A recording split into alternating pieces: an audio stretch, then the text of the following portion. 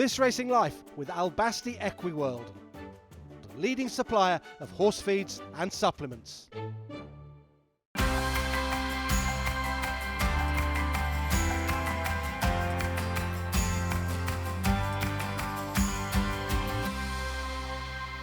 Welcome to the latest edition of This Racing Life, and we've come to the east side of Scotland where two Grand National winners have been trained in the past, and we're also going to catch up with owner Jimmy Fyffe, who's expanding his interests in the game.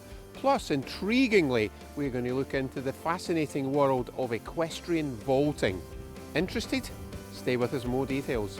It's almost like we've divided the one trainer's job down into three things. So we now have three opinions coming in, which is really good. I mean, we all come to it from a slightly different angle and then can make a decision. I hate to see a sportsman going on, hanging on to things because of what they've done in the past. It's a great joy that he's retired with no injuries or anything. One piece, as they say. Yeah, I mean, obviously I can't run the field and I think, oh gosh, he can still do it. But that was the whole point of retiring him, and I did promise him if he won the National I'd look after him for the rest of his life, so I have. And you can call yourself a multiple Grade 1 winning jockey now. I was fortunate enough to get one here, an entry for Lucinda before I left. Some people might say it's America and whatnot, but Grade 1's a Grade 1, isn't it? We practice on the barrels, and then they would just get to know the horse. Some of them have never been around a horse before in their life, and then we would go on and walk. And it's actually quite amazing how quickly you can go up to canter, and a lot of the kids just love to just sit there and canter. They think it's amazing. So no, they all progress pretty quickly. It's run as a business. I've got to be realistic about how good the horses are and what kind of prize money they can bring in. And as I said before, if they're not good enough, I've got to move them home.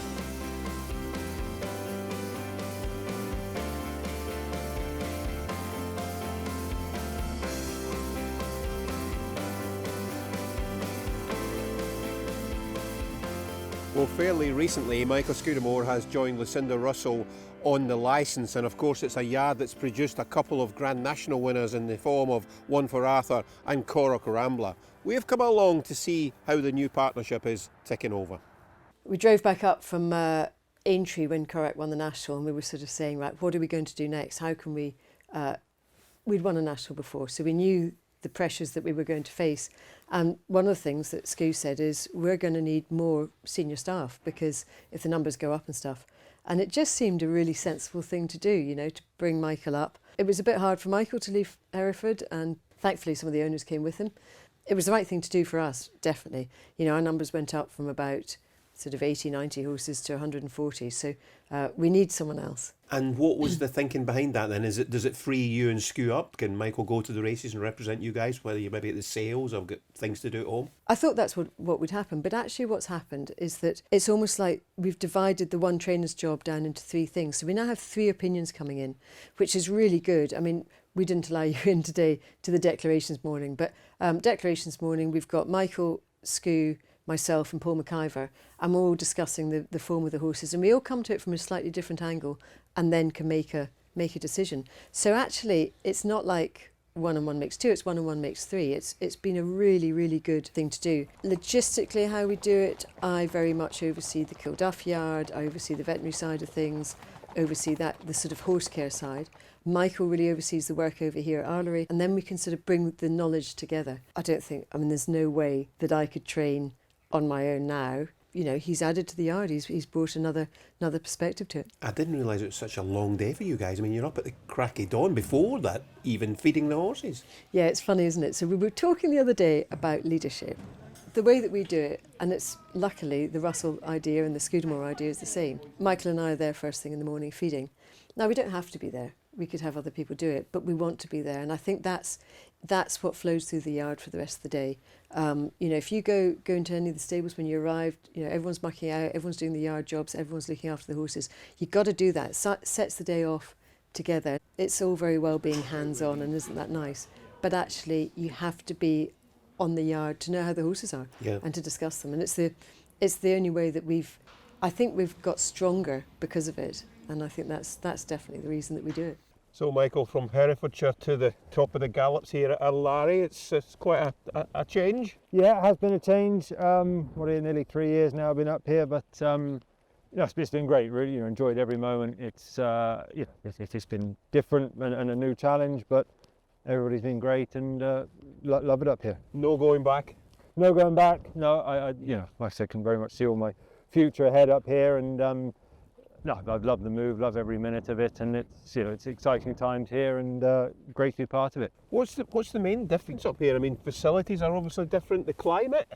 Yes, I mean, the climate, I suppose, it is a little bit colder, but not a huge difference, I don't think. It's more just, I suppose, dealing with the 2 yards as opposed to just having the 1 yard, and also the numbers of horses. I was never really got above 25 horses, and up here we're pushing 120. So that's probably the big change. I'm 67 now. I'm probably haven't got the energy that I once had. He's brought new ideas, new sense of discipline. It's worked well in that, all credit to Lucinda, really. We don't step on each other's toes. I think there's a level of respect there. So has it changed your relationship with Lucinda working-wise? Not really. Lucinda she rides first thing, and she does the books, and she's the brains of the operation. We're the beauty of the operation. Michael tends to run the yard and ride out. I'll ride one or two and then watch the gallops. So, it's worked better than I could possibly hope. I didn't know how it would gel, but the respect for each other has given that gel, I think, yeah. And it's a proper family affair, isn't it? The three of you guys here. Yeah, it is. And I think luckily, I adore Scoo. And luckily his son's fairly similar to him. So I think we're all we're similar in some ways. We're different. I think the work ethic is the same. I think we bring different things to it, but it's good. We all get on well, and I think we all know each other's weaknesses and each other's strengths, and it works well. 2 Grand Nationals, of course, one for Arthur and Corach Rambler, and it's nice to see Corach still in the going. He's not that old, really, is he? Yeah, he's not. We just got to the stage where, he'd done everything that we'd asked of him racing-wise, and we promised him that we'd look after him forever. He adds a lot of spice to the day. Anyone that follows my social media will know that he's one of the highlights of it, just being naughty in the background. Joking apart, he adored his job, he adored racing, so we let him think he's still a racehorse. He still goes out every day, does all the training. Occasionally he goes to the racecourse, but really it's for appearances, not to actually run. But he loves it, and that's what we owe it to him, to let him do what he loved. And Scoo obviously gets on quite well with him. That's all Michael set on him this morning. Yeah, that was the first time, actually. It was quite on the edge of the seat. And sadly, he didn't misbehave quite as badly with Michael as he does with Scoo. But he's always going to take the mickey out of Scoo. I actually ride Corach Rambler as a hack every day because I enjoy it. And actually, he's quite useful if there's something schooling or something you can trot across, or I can ride up sides one and watch it work. So, what was the thinking behind retiring him at 10? I feel that, I hate to see a sportsman hanging on to things because of what they've done in the past. It's a great joy that he's retired with no injuries or anything. One piece is the same. Yeah, obviously I can't run the field, and I think, oh gosh, he can still do it. But that was the whole point of retiring him, and you can talk a lot of about the welfare of horses and stuff, and I believe, to our great credit, not us, the sport, the welfare of the horse has improved and improved and improved through the years, and that's part of it, is giving him I did promise him if he won the National I'd look after him for the rest of his life, so I have. Wonderful location, 2 different yards, 2 different gallops as well, I noticed. One slightly stiffer than the other, but all the schooling facilities, you've got everything at your sort of disposal. Sadly, I've actually been doing this for 30 years. 30 years! I don't know. Have you even been presenting for 30 years? Just about the same. Yeah. Anyway, so... You haven't changed a bit, by the way. I know, neither of you. I dye my hair, though. Well, I don't. But in those 30 years, we've been adding and adding and adding. And I'm so lucky now, because we can be dictated to a little bit by the horses. There's some horses that can't cope with a very stiff gallop. Some horses need the very stiff gallop. So we can sort of swap and change between the two. You saw today, a morning can be a little bit hectic because we're doing so many different things. Some horses are ready to go racing. Some horses are schooling. Some horses are having easy time. Others are having hard work. So we can do all those different things at the farm, and then when we bring the horses here, it's more bread and butter and just the main gallop. What about working together individually, the three of you? How do your roles sort of dovetail? I think that sort of happened naturally, and I think while it probably didn't take, the licence didn't sort of come to hand straight away, but I think we've all got our individual sort of strengths, and I think having the 2 yards as well, and with the amount of racing we have to do with the travelling and things, that it all allows us to have our own little roles, and we all seem to work together pretty well. How do you feel the thing is developing then? Your name's not been on the licence that long, but you were here before your name did appear alongside Lucinda's. And it didn't, it was just a name on a piece of paper really, it didn't feel any sort of different. It like I said, we found our roles sort of naturally came together quite easily, and it's just been a name on a piece of paper really, rather than a great change. And a good team of jockeys as well. I mean, I don't know if you want to name all the lads that you use, but a good team of jockeys. Yeah, I'd be here all day if you wanted me to try and name all the people that want to be jockeys that work for us. And it's what we do. We love being loyal to people. We love to have people here, give them the education. What we do at Kilduff is so varied. It's not just going up and down the same gallop. They've got to be able to ride. In this day and age, a lot of people are learning to ride on artificial surfaces, and whether that's in a school or going up and down the gallops, and they don't really understand riding over rough terrain and stuff. And we do that at the farm, and it educates people as well as the horses. And I think that's why our jockeys, everyone says that they're good horsemen and stuff, is because they've had that grounding. We're very proud of that. We've produced some super jockeys in the past, and we've got some great jockeys working for us now. Stephen, nice to see you back after the latest trip to America. How did it all begin? Yeah, I suppose it was just the summertime is kind of quiet here, and I was looking for something to do, and I kind of reached out to one or two people, and I went out for like 3 months, and I done well, and I came back again. And when I came back, I got approached to go out again. I was at a crossroads here where I was kind of doing okay, getting by, but I was at that point where I was do something about it or just keep plugging away. And it was something new, something different. So I said I'd go for it, and I've probably done 2 full seasons there now, and I've been successful. So look, it probably was worth it, yeah. And you can call yourself a multiple Grade 1 winning jockey now. I was fortunate enough to get one here in an entry for Lucinda before I left. Some people might say it's America and whatnot, but Grade 1's a Grade 1, isn't it? And race riding itself, is it a different tempo? The obstacles different as well? It'd probably be a lot faster. You'd need to. It's funny, say you have during what we're going back to now. They call it like the hunt meet, so it's kind of like tracks out in the country. But then when you go to the flat tracks during the summer, you have Colonial Downs and Saratoga. That's like speed emphasis. You don't jump the last hurdle, so it's like you jump the last one down the back and it's half a mile of a flat race. But you really need to jump. If you make a mistake at all, you're kind of out of the race. You need a lot of like tactical speed, and you need to be able to jump. That really counts there, but you need to know your tracks, I suppose. And well into the season now, any aims you'd like to achieve this season? Any ambitions moving forward into the future you'd like to tick off? Yeah, I mean, we've been lucky the last few years to have winners at Cheltenham Festival, and that's something I still want to do. Everyone talks about I want to increase the quality of the string. I think we have, and I think we've got some great young horses coming through. I'd love to have a Cheltenham Festival winner. We've got some exciting horses for the future, and we're probably a bit loaded in the novices as opposed to the handicappers. But all I know is that, someone said to me the other day, "Oh, you've gone to a joint licence, is that because you're going to step back?" Absolutely not. It just means I'm going to get stronger in what I do, and Michael can be strong in what he does. And do you know what we want to do? Just get better and better. That's all I want to do. Here's to the next 30 years. Thank you. Equestrian vaulting is often described as gymnastics on horseback. Not far away from Lucinda Russell and the Scudamore stable is where you'll find the Kinross vaulting group. Let's find out more about this fascinating discipline. So basically it is gymnastics on the back of a horse. You can do it in walk and you can do it in canter. You can have an individual, so just one person on. You can have a pas de deux, which is 2, or you can have a team, which is up to 3 people on the horse.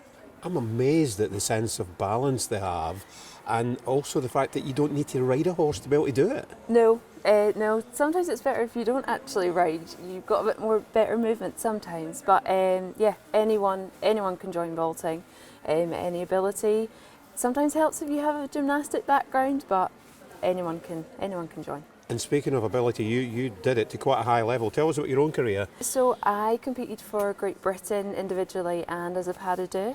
So I went to both the European and World Championships. That was back in about 2017. And I've been doing it since I was 9. I'm 26 now, so a few years.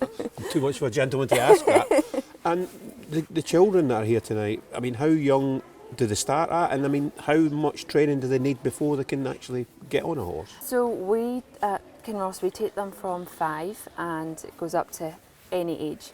Our first kind of session is like a taster session, so they come on the barrels. Yep. And we practice on the barrels, and then they would just get to know the horse. Some of them have never been around a horse before in their life, and then we would go on and walk. And it's actually quite amazing how quickly you can go up to canter, and a lot of the kids just love to just sit there and canter. They think it's amazing. So no, they all progress pretty quickly. And they've got no fear. They seem to really enjoy it, and I'm amazed at, as I say, the sense of balance. And the horse itself, I mean, tell us more about the horse. I believe, is he about 21? Yes, so this is Leith, and he is about 21. He's been doing it for quite a few years now.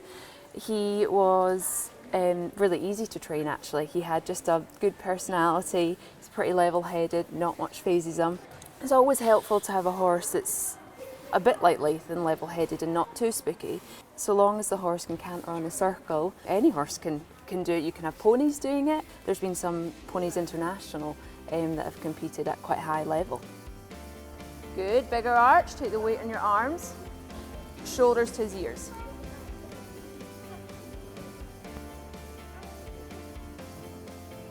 Good. And leg over and off. Ruby, you go for it. Lillian.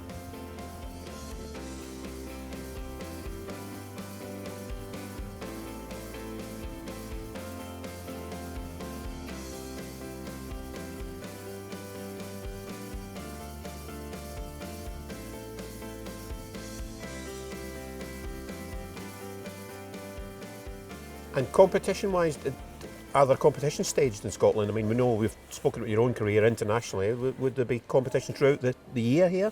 Yes, so they start in March this year and they go normally through to about October is the competition season. So again, you have competitions in Scotland, England and Wales. And looking at the equipment on the horse, I mean, it's a different saddle, isn't it? I mean, they do all sorts of activities. I mean, they're looking at, is it the freestanding stuff or freestyling stuff at the moment? The equipment, it's a pad and what we call a sausage pad and then a roller. So you do get different styles of rollers. You get sometimes circle ones or square ones, but every club has different, I suppose, rollers or equipment. Be honest, how hard is it? Or how easy is it? You mean vaulting? Once you get used to it, I think it's pretty easy. And for anyone watching that would like to give it a go, would you recommend it? Oh, definitely, definitely. And a lot of these kids, you know, they come from all over different schools, and you make kind of friendships for life, to be fair, in this sport, definitely. Balance is obviously key in the world of vaulting, and Jimmy Fyffe knows all about balancing as well. A successful businessman in the city of Dundee with a string of pubs, also a director here at Dundee United Club, and he's expanding his interest also as a racehorse owner. It was a lot of years ago that I decided to leave the NCR where I worked, and I took over a local pub with my dad and my brother, and I learnt my trade for there, and it's escalated quite quickly, you know. All the businesses in the Tayside area? I've got a lot of them in the Tayside area, and I've got a few out with Dundee, but they're mainly in Dundee, you know. And as we can see in the background, it's very much a racing themed establishment. Yes, this is I bought this one about a year ago, and we've done a full refurbishment, and we wanted to get a part of the racing involved in it, so it was good to get some of the horseshoes from some of my local trainers. Because you've got horses spread all over the shop, haven't you, including in Ireland? Yes, I like supporting the Scottish trainers. I've got a few over in Ireland with Gavin Cromwell. I've got a lot with Donald McCain down south, but I do like supporting the northern trainers. And it's a balancing act. You're a busy businessman. You're a director at Dundee United as well as a very prominent racehorse owner. How do you keep all these balls, plates spinning in the air almost? Well, it's the business goes itself. I've got good people that run the business. I've got a few businesses, so I've got good people running them. I still like to turn up and just see how things are going. And Dundee United, that runs itself. We've got great guys in there running the business side, and I'll just pop my head in now and again and just see how things are, I've probably asked you this question before, but you've got a horse running in a decent race, you've got Dundee United playing at home, where do you go? Well, if it's National Hunt, I'll probably go and see the horse. And I could always listen to the football, And spinning back to the very beginning as a racehorse owner and an involvement in racing, when did that start? Well, going back years ago, me and my brother got involved with a small syndicate, and we had a small share in a low-grade horse, and it won a seller, and it got sold on. And I always says to my brother Scott, I says, I'd love us to own our own horses one day. So we bought 2 horses, me and Scott and my dad, and one was useless and one was a superstar, and that was Endless Power. Who of course won a Grand Sefton. Yep.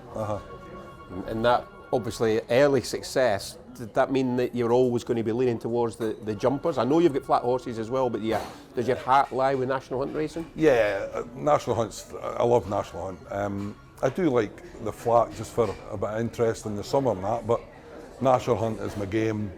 I think when Endless Power ran his first bumper race at Ayr, and he won at 33-1 by 9 lengths, that I got hooked there and then. It was unreal, the feeling, Again, colour-wise, it's always interesting to see the sort of, how the colours got established. Pink and black? It's not the Dundee United colours, is it? It was actually, when we'd got a horse, me and Scott, my brother, I had named the horse, so Scott had decided that he would get the choice to pick the colours. So it was his daughter that picked the colours, and I've stuck by them ever since, and they've been lucky for me. And horses that you've got at the moment that you'd be looking forward to, I know you've got established stars, you've got some young ones coming through that haven't even run before, haven't you? Yeah, I've got a nice one. I bought a nice one at the Cheltenham sales there. It's with Twiston Davies. It's called Manella Jury. So it won for me first time out. So I've got high hopes for that one. And also one that I bought with Donald, Hadex de Zobo. Mm-hmm. He's a class horse. So hopefully I get him back to his best and we could look at good races for him. A couple of nice ones with Lucinda as well, including Jet to Vegas, and another one there that cost a few quid. And Jet to Vegas is just beginning to make his mark over fences. Yeah, Jet to Vegas, he ran last time out. He was a bit disappointing. We found out he had a small problem with his wind. So we've got that fixed. And I've got a really nice young horse, Jet to Stars, who I paid quite a bit of money for. And he looks like he's really good. Jet to Vegas.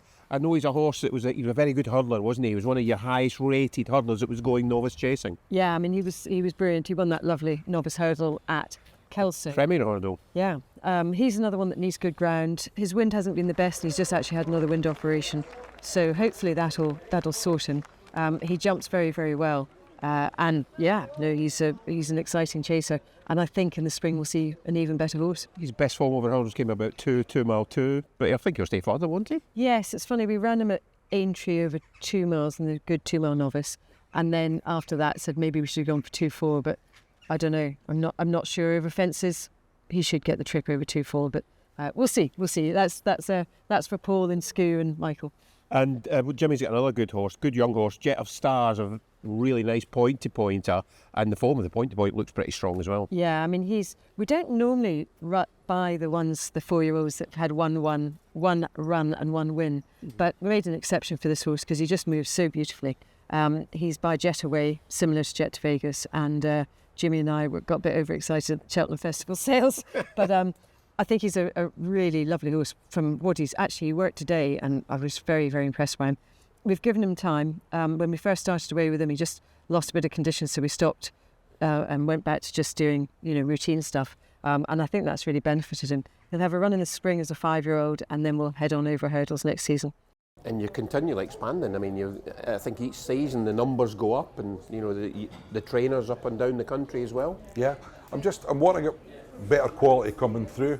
I'm still wanting to try and get this first Cheltenham Festival winner. So I've got to the horses that are not good enough, I've just got to move them on and then have a look at better quality. Speaking of that then, ambitions moving forward, flat and jumps. Obviously a Cheltenham Festival winner, I'm guessing, and maybe something in Aintree? Yeah, definitely. Listen, I love Aintree, and I've had a few nice winners. I had a Grade 2 winner with Florida Dreams. I've obviously won the Sefton there, but the main thing for me would be to have a live contender for the Grand National. I would love to have that. And in the current climate, how are you finding things, keeping ownership going? I mean, some people are finding it tough. Oh, it's very difficult. I speak to all my trainers, and I've got to tell them that if they're horses that aren't performing or are not bringing in prize money, we've got to look at offloading them. The prize money is a huge issue for me. It's good to see good Scottish sort of courses bringing in good prize money, but that is few and far between, And earlier this season, you appointed Brian Hughes as your sort of retained jockey. You got an agreement that, when possible, he'll ride your horses. Yeah, it was last summer at Perth, and Brian had came over to me and asked who I had riding for us for next season, and I was a bit shocked when he'd asked me. And he was interested in coming on board. So, listen, when you've got a 2-time champion asking to ride for you, it's a no-brainer, Jimmy, it was only when I checked the other day that I just realised how high up the jumping owners table this year. Did that surprise you? Yes, well, I got it sent through from one of my friends, seeing that it was the third highest owner for runners. Certain JP McManus at the top. Yeah, JP McManus at the top, and I think it was Sue Smith. Sue Smith was second, I was third. And my friend had messaged it to me and says, I hope your wife doesn't see this. So, yeah, but it was... You're in good company. Yeah, oh, here, listen, if you're anywhere near JP McManus, I tell you, you're doing well. And as a prominent businessman with the JF Kegs, which we saw, you've got the advert at Dundee United as well, and running all the establishments in the town. Obviously, you know all about risk. How does that compare to your risk factor in the racing world? Listen, if I couldn't afford it, I wouldn't do it. You've got to take risks. We buy in the horses. It's never going to work out well all the time. You've just got to hope that there's a superstar there eventually that you're going to get. But it's run as a business. I've got to be realistic about how good the horses are and what kind of prize money they can bring in. And as I said before, if they're not good enough, I've got to move them on. And if you got something that was really special, I know you've got your ambitions and you got a good offer, would you sell? Are you a seller as well? No. No, you'd keep it? No. Listen, if I got JP McManus coming in and an offer you couldn't refuse? Offering I couldn't refuse. It would have to be something serious.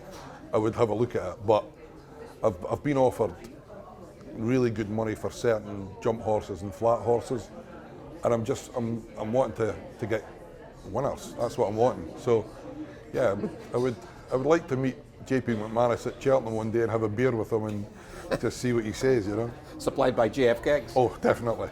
Without a doubt.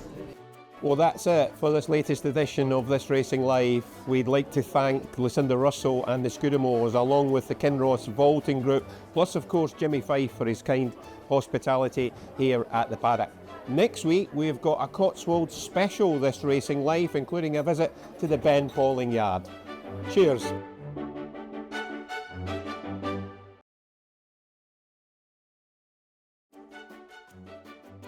This Racing Life with Albasti Equiworld, the leading supplier of horse feeds and supplements.